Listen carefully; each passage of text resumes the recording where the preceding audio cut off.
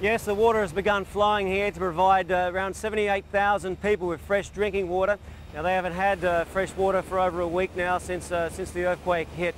Now, a water ceremony was held earlier with the Vice Mayor and the Director of the local water company.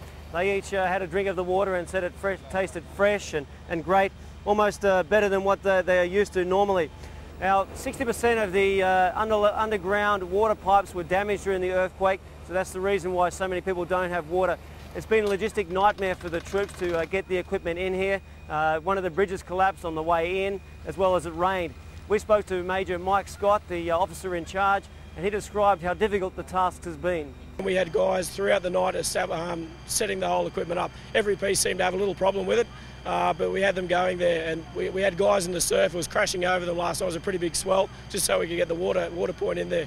And pretty much just before everyone arrived, the water was going. Now, the locals actually find it very hard to believe that the water here, the seawater, is being converted into drinking water. And the process now is that the water is converted, then held into holding tanks, then it will be transferred into trucks, which will transport the water to around 51 locations around the city, which locals will then access for their water.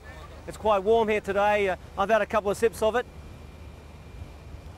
and I've got to say it tastes pretty good. Back to you in the studio.